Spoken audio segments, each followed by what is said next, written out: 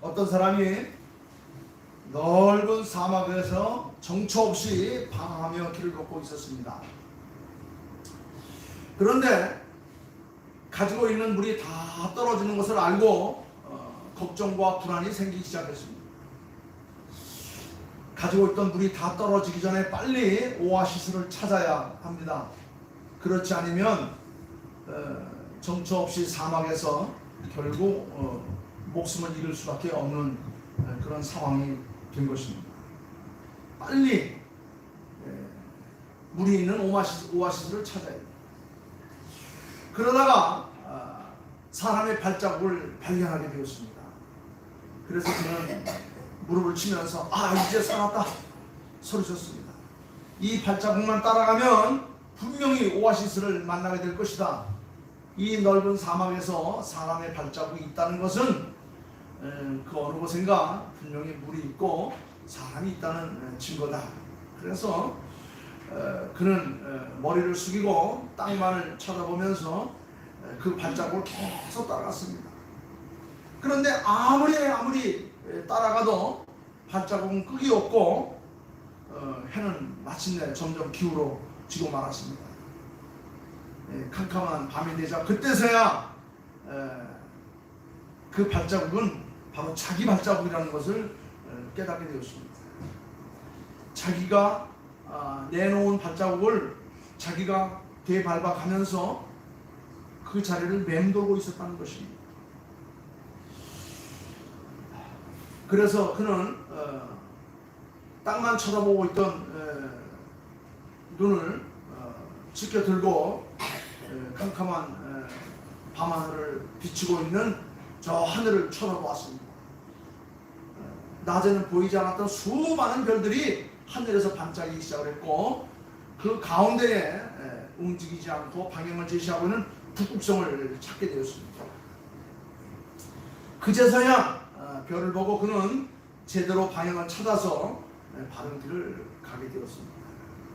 여러분, 우리는 언제까지나 똑같은 길을 내가 낸 발자국을 쫓아가면서 거기에 길이 있는 것처럼 한평생을 살아오고 있지 않는가 한번 우리는 돌이켜봐야 됩니다.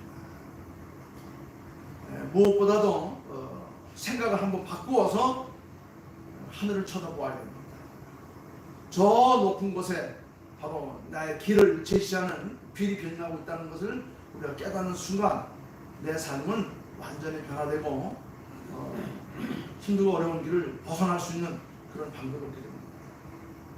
하늘을 쳐다보는 새로운 계기를 만들어야 비로소 내 생의 궤도가 바른 길에 서게 된다는 것, 얼마나 중요한 교훈인지 모릅니다.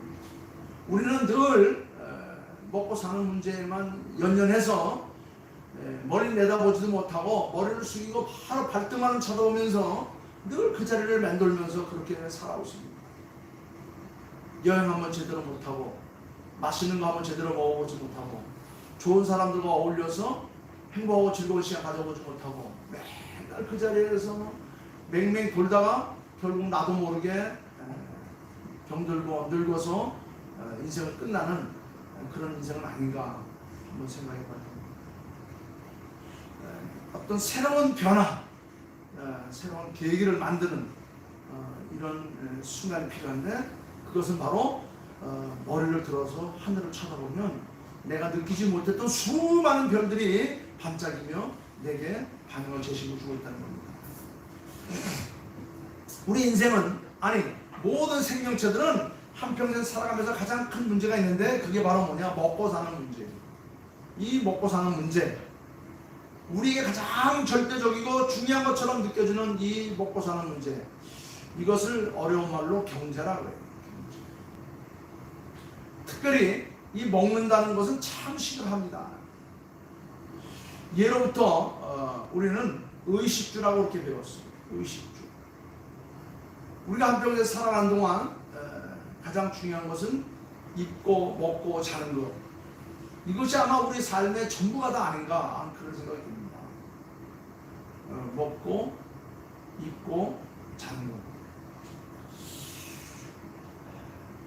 옷을 벗어주고라도 우선은 먹어야 됩니다. 먹고 나면 눈이 튀어서 자기가 벌거벗은 걸 갖고 다시 옷을 입게 됩니다. 그러고 나면 하루의 모든 피곤을 풀기 위해서 누울 자리를 찾습니다. 먹어야 하는 건 이건 참으로 절실한 문제예요. 가장 기본적입니다. 뭐 우리 세대들은 너무 풍요로워서 아까운 걸 모르는 그런 시대를 우리가 살아가고 있죠. 그런데 바로 우리 한 세대 전만 해도 우리 부모 세대, 우리 여기 앉아 계시는 우리 권사님들 세대만 해도 참 힘들고 어려운 세대를 살아왔어요. 지금부터 100년 그 어간에 일제 강점기를 통해서 우리가 생산하는 모든 걸 다 수탈을 당했고, 그것이 끝나니까 좀 이제는 자유롭게 좀 살아보려고 했더니 전쟁이 휘감쳐서 3년 이상 온 국토가 완전 초토화되는 가장 큰 문제는 바로 먹고 사는 문제. 너무 오랫동안 못 먹고 못 살아왔다는 겁니다. 그래서 생긴 말들이 얼마나 많은지 몰라요. 지금은 아이들에게 이런 얘기를 하면 생소하게 생각하죠. 보릿고개니 해서 정말로 힘들고 어려운 시대를 살아왔습니다. 제가 아주 어렸을 때 인사법이 있었어요.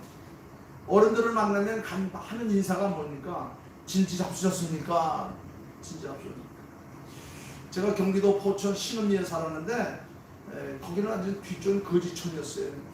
앞에 좀 있는 집이 농사 짓는 사람이 있는데 거기 그 할아버지 한 분 계셨고, 밑에 고물상하는 아저씨 계셨고, 밑에 농사 짓는 분 있고, 저희 집 장사는 가족이었고. 근데 그 집에 뭐 언덕 위에 보면 가장 어르신이 우리 이순 권사님처럼 머리가 확실히 어렸어요.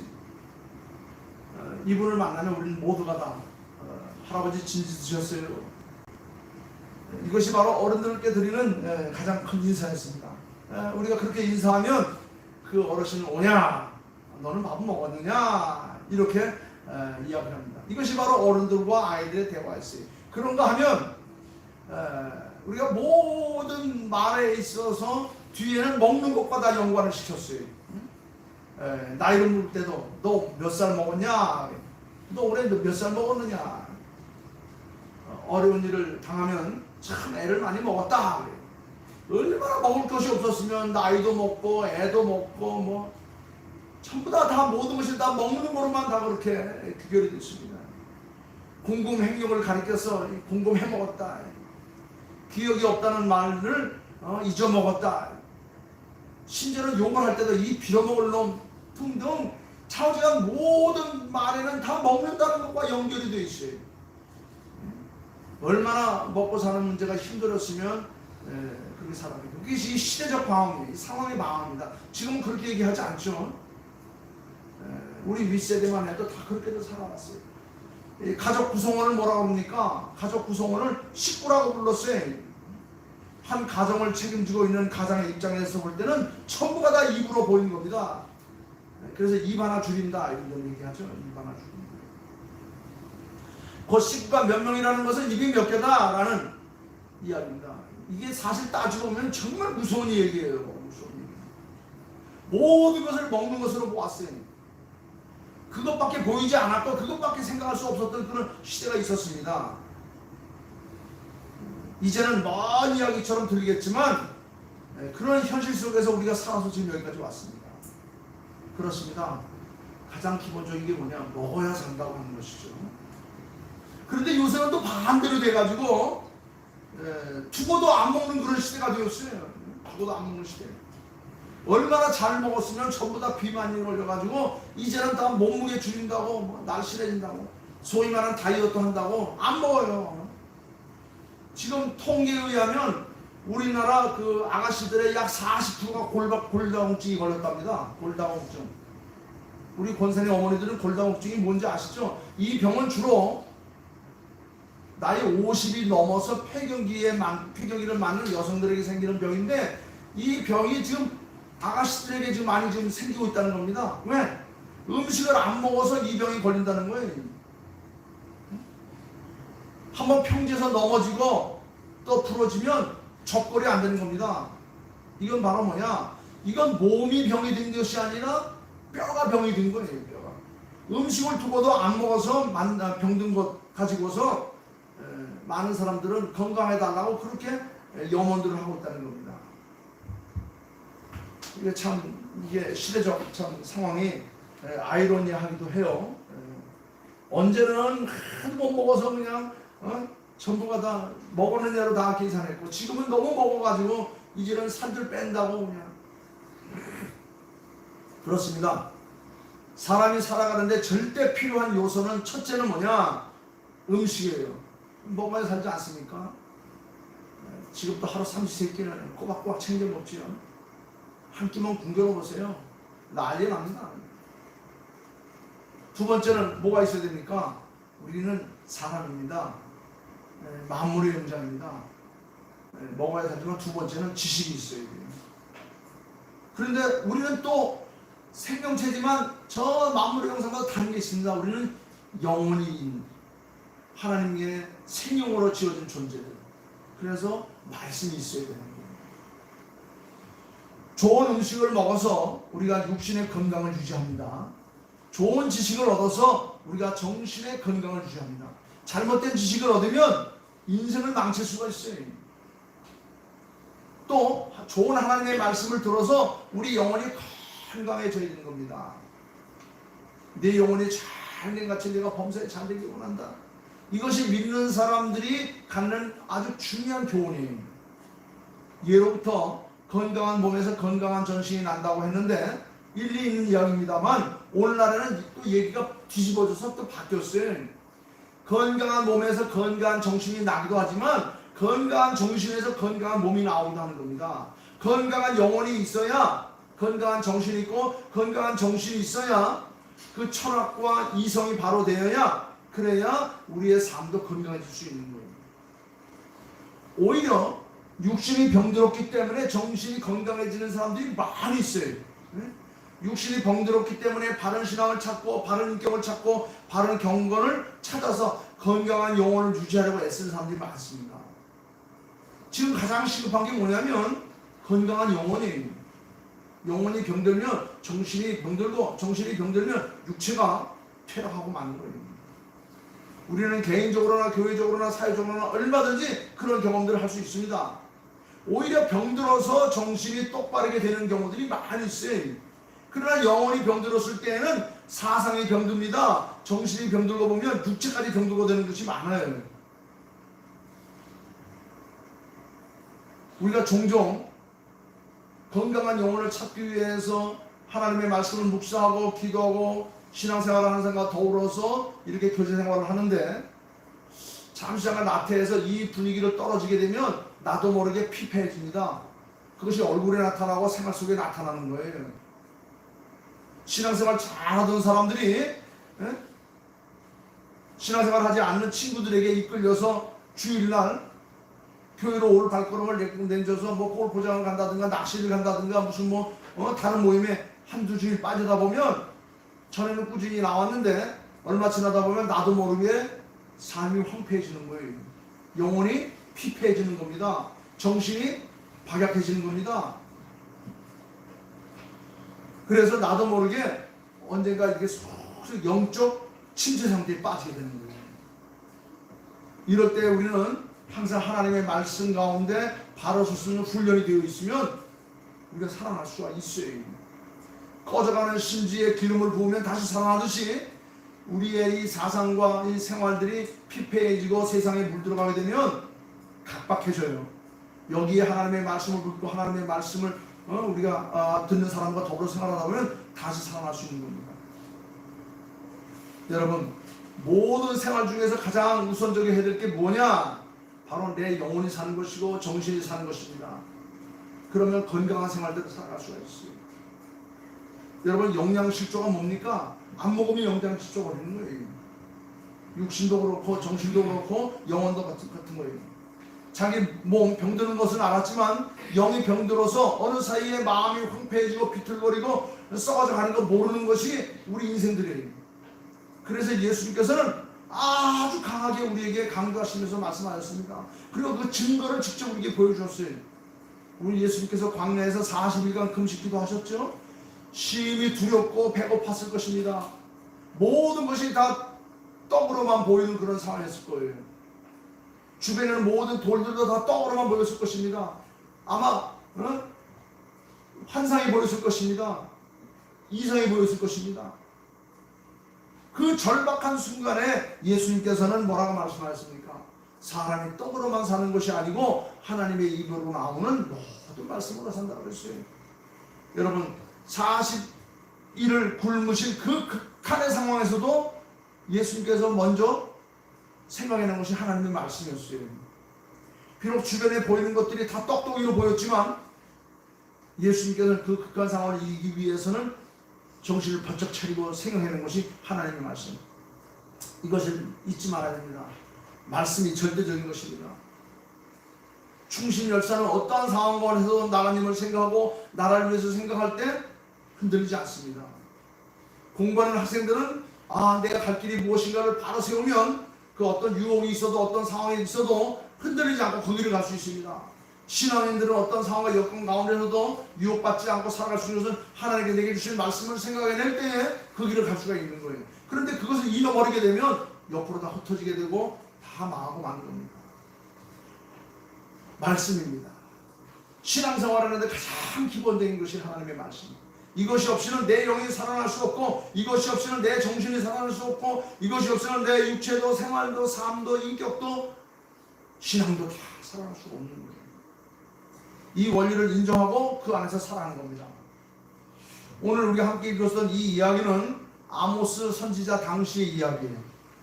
이 아모스 선지자는 아주 풍요로운 시대를 살고 있었던 선지자였는데, 장차 이 풍요로움이 지나고 나면 어떤 어려움이 올 것이라는 것을 백성들이 깨우치는 겁니다. 이 아모스 선지자가 있던 활동하던 당시는 그 국제 정세는 이스라엘에게 모든 것이 다 유리하게 지금 펼쳐지고 있는 상황이었습니다. 이스라엘을 그렇게 끈질기게 괴롭히던 저 북쪽의 아수르, 페르시안족, 남쪽의 아랍족, 이 두 족속들이 싸움을 하는 가운데 그 가운데서 신음을 하던 이스라엘 백성들이 오래간만에 숨을 쉬게 되었어요. 이스라엘을 괴롭히고 있던 북쪽의 아수르, 남쪽의 아랍이 이제는 지네들끼리 싸우느냐고 이스라엘이 숨을 돌린 겁니다. 이렇게 이스라엘을 끈질기게 괴롭히고 있던 아수르와 아랍 간의 전쟁에 휘말리면서 그 나라의 기반이 처분됩니다. 이 힘의 공백을 틈타서 이스라엘은 지금 유리한 계기를 맞게 됩니다. 그때 왕이 여로보암 2세였어요. 여로보암 2세는 이 아랍과 북쪽의 아수르가 싸우고 있는 틈을 타서 전쟁을 잘 치렀습니다. 주변의 다른 나라들을 다 점령하게 되었고, 솔로몬 왕 때의 왕국을 재건하고자 하는 큰 꿈을 품고 모든 백성들이 기대를 가지고 풍요와 번영의 현실을 지금 누리고 있는 그런 상황이었습니다. 여러분, 풍요와 번영이 오게 되면 어떤 일이 오게 되는지 아십니까? 사치가 오게 되는 거예요. 사치. 낭비가 오게 되는 겁니다. 타락이 오게 되는 거예요. 아모스 2장 6절 이하에 보게 되면 빈부의 격차가 심해지기 시작합니다. 5장 11절 이하에서 보듯이 관리들이 부패해지고 백성은 타락하고 사치와 방종하게 됩니다. 그렇습니다. 여러분, 우리가 풍요롭고 번영이 온다는 것을 결코 좋아하면 안 돼요. 그걸 누릴 수 있는 것은 좋은데 그것을 잘못 누리게 되면 사치해지고, 사치하게 되면 타락하게 되고, 타락하게 되면 모든 걸 다 잃고 마는 거예요. 저는 요새 세대들 아까운 걸 몰라요. 아까운 걸 몰라요. 너무 안타까워요. 설교하면서 자꾸 집안 얘기해서 내가 맨날 꾸준한 걸 듣는데 참아 얘기를 못하겠어요. 너무 안타까운 거예요. 그 귀한 것들을 함부로 사용하고 있습니다. 여러분, 우리가 없을 때, 힘들 때 어떻게 살아가는가를 생각하면서 전략하고 아껴야 됩니다. 이렇게 풍요와 번영에 오게 되면 빈부의 격차가 심해집니다. 그래서 있는 사람은 더 갖게 되고 없는 사람은 더 없어지는 거예요. 바로 그런 때에 하나님께서 선지자 아모스를 통해서 메시지를 줍니다. 그것도 아주 무서운 경계의 말씀을 하고 있는 거예요. 장차 너희가 지금 풍요와 번영으로 인해서 사치에 빠지고 타락에 빠지면 너희가 멸망을 당하게 될 것인데 준비해라. 깨어 기도하라. 무서운 선언입니다. 얼핏 생각하면 큰 심판 같지 않아 느껴집니다. 당장 아마 선지자가 나와서 당장 저 북쪽의 바벨론 나라가 쳐들어와서 너희가 멸망할 것이다. 너희 경제가 결단이 날 것이다. 천재지변이 일어나서 재난을 당해 다 죽어버릴 것이다. 이렇게 했으면 백성들이 좀 정신을 좀 차리거나 좀 아이고 깜짝 놀랄 텐데 그렇게 하지 않았어요. 조용한 것 같으나 가장 근본적인 무서운 말씀을 오늘 본문에서 하고 있습니다. 지금 당장 전쟁이 일어난다. 지금 당장 천재지변이 일어난다. 뭐 핵폭탄이 터진다. 이렇게 경고하지 않았어요. 뭐라고 했습니까? 11절 말씀을 같이 한번 읽어볼까요? 오늘 본문 주제래요. 다 같이 시작. 주 여호와의 말씀이니라. 보라 날이 이럴지라 내가 기근을 땅에 보내니 양식이 없어 주림이 아니며 물이 없어 가람이 아니요 여호와의 말씀을 듣지 못할 기간이라. 조용한 것 같으나 가장 근본적이고 무서운 말씀을 하나님께서 쓰는 통해서 하시는 말씀이에요. 내가 기근을 이 땅에 보낼 것이다. 이 땅에 기근을 보내리라. 굶주림을 보내리라 하셨어요. 그런데 이 굶주림은 먹고 사는 경제적인 굶주림이 아니라는 거예요. 11절 말씀이 뭐라 그러니까 양식이 없어 주림이 아니며 물이 없어 가람이 아니요 뭐가 없다? 여호와의 말씀을 듣지 못한 기간이라. 이게 정말 무서운 거예요. 천재지변보다 전쟁보다 더 무서운 게 뭐냐면 하나님의 말씀이 없어서 온 백성들이 기갈을 당할 것이다. 그래서 12절 말씀 뭐라고 말합니까? 사람이 이 바다에서 저 바다까지 북에서 동까지 비틀거리며 하나님의 말씀을 구하려고 달려 왕래하였지만은 얻지 못하는 날이 올 것이다. 말씀의 무서운 기갈을 보내시겠다고 하나님께서 말씀하신 거예요. 이것은 사실 뭐예요? 종말론적인 통보예요. 가장 무서운 거예요. 이 메시지가 오고 난 다음에 이스라엘 백성들은 암흑기가 있어요. 창세로부터 시작해서 오늘날까지 가장 큰 암흑기가 되면 말라기 선지자 이후 약 430년 동안 450년 동안 이스라엘 역사가 단절된 겁니다. 단절됐어요. 예수님이 오시기까지 말라기 선지자 약 400여 년간의 공백기가 있어요. 말씀이 없어요. 선지자가 없습니다. 하나님의 말씀이 증거되지 않았어요. 이게 바로 종말론적인 통보예요. 하나님의 말씀이 없으면 우리가 지혜롭게 살 수 없고 지혜롭게 살지 못하면 지식이 없어서 결국 어려움을 당해요. 보물을 가지고 있으면도 그 보물이 보물인 줄 깨닫지 못해요.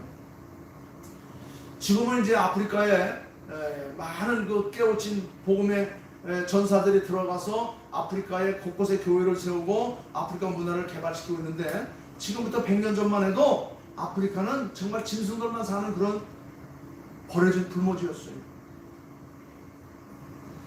동남아시아라든가 아프리카 둥지 어려운 나라, 여러분 그들이 왜 못 살았습니까? 왜 세상에서 저렇게 비참하게 몇백 년, 몇천 년 동안 살아왔습니까? 거기에는 바로 하나같이 종교적인 문제가 있었어요. 잘못된 종교에 시달리게 되면 인간성이 지식과 경제, 정치, 문화 가리고 없이 모든 것이 다 무너져버리고 마는 겁니다. 그것은 너무나 분명한 사실이에요. 종교가 잘못되었기 때문에 정신이 피폐합니다. 육체가 늘 병들어 있습니다. 사회생활과 가정생활이 다 무너지고 마는 거예요. 아프리카에 한발이 심해서 즉 너무나도 기근이 비가 안 와가지고 그래서 이 유럽에 기독교 국가의 많은 그런 NGO들이 그곳에 들어갔습니다. 가봤더니 정말 물이 없었습니다. 물이 없었어요. 근데 물이 없을 수 없는 이유가 없습니다. 세상의 모든 대륙은 비가 가운데면 비가 흘러서 바다로 가는데 아프리카는요 비가 오면 바다로 안 가고 다 내륙으로 와요. 그래서 아프리카는요 땅을 보면 이 대륙 쪽에는 산맥이 있고 그래서 비가 오면 전부 다 내륙으로 모입니다. 비가 오면요 그 평지가 전부가 다 바다가 돼요. 그럼 말이면은 또 그게 다 그냥 물이 없어져요. 근데 그 물이 다 어디 가느냐? 땅속으로 다 스며들어 있습니다. 아프리카 사람들이 물이 없다고 난리치고 모두가 다 목말라 있는데 가보니까 정말 표면에는 물이 없어요. 근데 가서 땅을 파보니까 물천지입니다. 물천지. 그러니까 그들은 땅을 파서 물을 끌어올릴 생각을 하지 못하고 오히려 자기 신들에게 물만 달라고 아우성을 친 겁니다.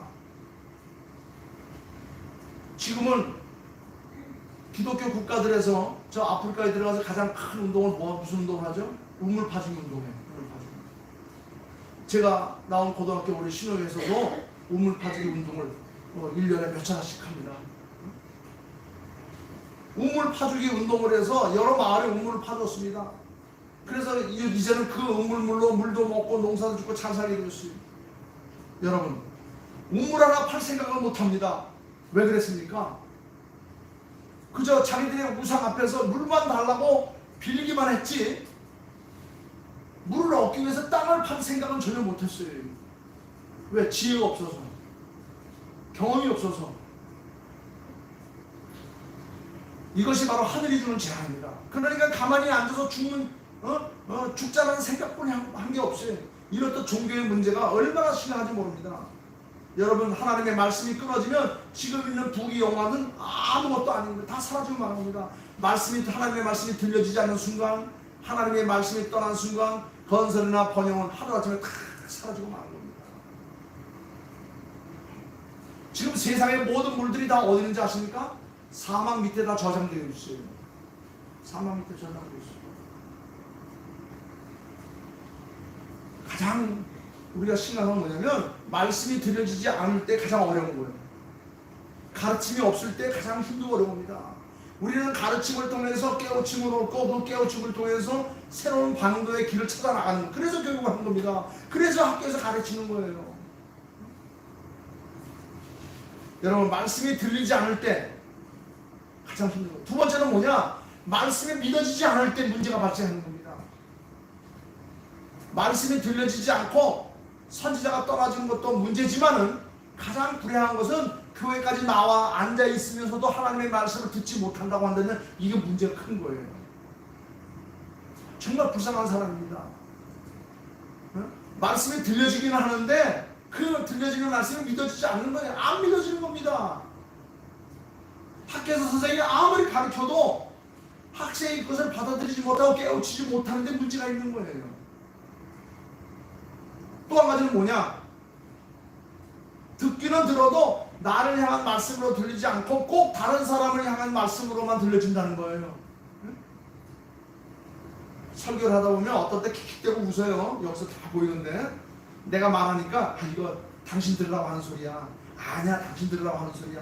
이렇게 듣기는 들어도 나를 향한 말씀으로 들리지 않고 꼭 다른 사람을 향한 말씀으로만 들려진다고 생각할 때에 그것도 문제가 발생하는 겁니다. 여기서 서로 사랑하라고 말씀했더니 쿡 찌르면서 여보, 당신 나한테 하는 소리야. 아니야, 너 나 사랑해. 서로 자기에게 주어지는 말씀으로 들리지 않을 때 문제가 발생합니다.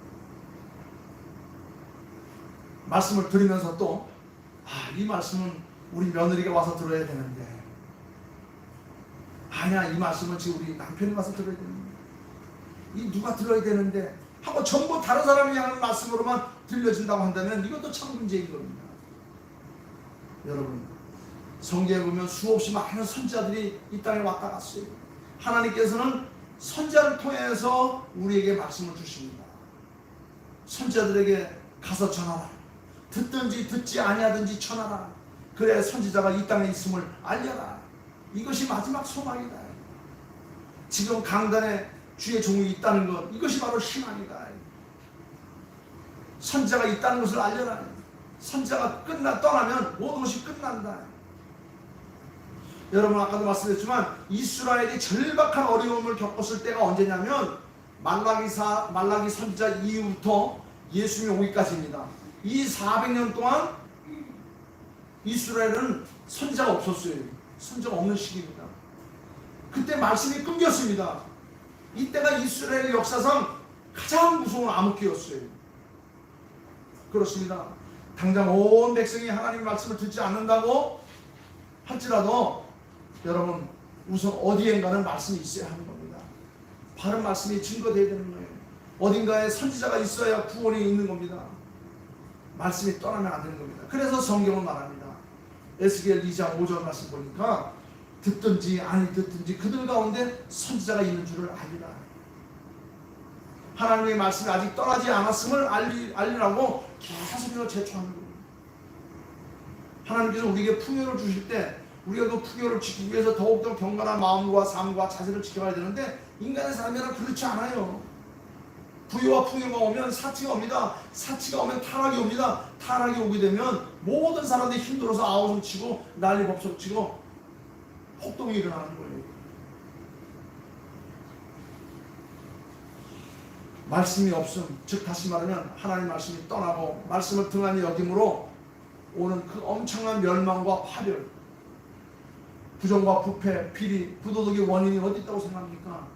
이것은 나약함과 이 비굴함이 어찌 오는가?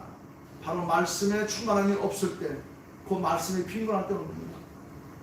풍요 속의 빈곤이라는 말 있죠? 풍요 속의 빈곤. 풍요 속의 기갈, 이것이 바로 말씀의 기갈로부터 오는 거예요.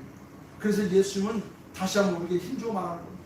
사람의 떡으로만 살 것이 아니요 하나님의 입으로 나오는 모든 말씀으로 산다. 주님께서 말씀으로 많은 시험을 다 이기셨어요.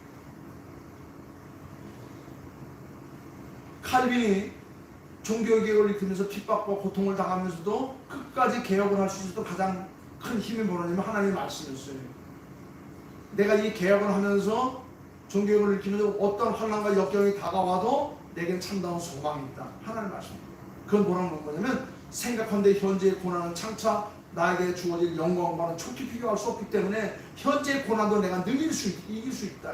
만약 이 하나님의 말씀이 없었다고 한다면 나는 한 치 앞을 내다보지 못하고 내가 쓰러졌을 것이다. 그런데 이 하나님의 말씀이 먼 장래에 내게 주어질 영광을 비춰주니 현재의 고난을 내가 능히 이길 수 있다. 그렇습니다.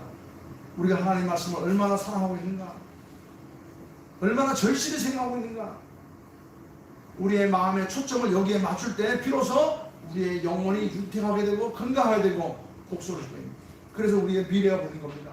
그래서 우리가 신앙을 승리할 수 있습니다.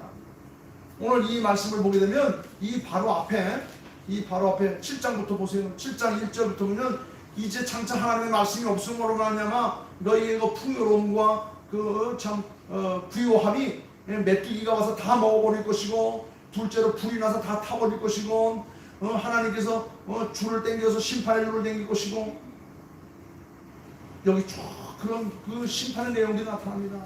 결국 범죄한 나라가 다 멸망할 것이다. 이 9장의 내용이 그런 내용이에요. 마지막에 이런 재앙으로 인하여서 다 망할 것입니다. 하나님의 말씀을 제대로 듣지 않고 소중히 여기지 않고 그 말씀에서 떠나게 되면 그렇게 된다. 그렇습니다. 우리 오늘 주의 전에서 신앙생활을 여러분, 우리가 풍요로울 때, 건강할 때, 행복할 때 더 하나님 앞에 나와서 기도하며 신앙을 지켜갈 수 있는 그런 성도들, 그래서 참다운 미래를 바라보며 살아가는 저희들 다 될 수 있기를 주님의 이름으로 축원합니다. 기도하겠습니다. 아버지 하나님, 이스라엘 백성들이 어느덧 이렇게 참 그 어느 때보다도 누릴 수 없는 이런 풍요로움을 누렸습니다. 여로보암 2세 때에 참 이스라엘은 그 어느 때보다도 누릴 수 없는 풍요와 부요를 느끼며 참 행복한 날을 살고 있을 때에 하나님께서 선지자를 통하여서 너가 이때일수록 더욱더 하나님의 말씀을 묵상하고 그 말씀 가운데 살도록 공부해 주었습니다. 그렇지 않으면 너희들이 멸망을 받게 될 것이다. 무서운 징계의 말씀을 주었습니다. 오늘 주신 이 말씀을 통하여 하나님의 말씀이 우리의 삶 속에 떠나지 않도록, 하나님 앞에 예배하는 삶을 우리가 소리 여기지 않도록 항상 깨어 기도하며 하나님 주신 말씀 가운데 승리하는 저희들 다 되게 도와주시옵소서. 모든 말씀을 감사하며 거룩하옵신 예수님의 이름으로 기도하옵나이다. 아멘.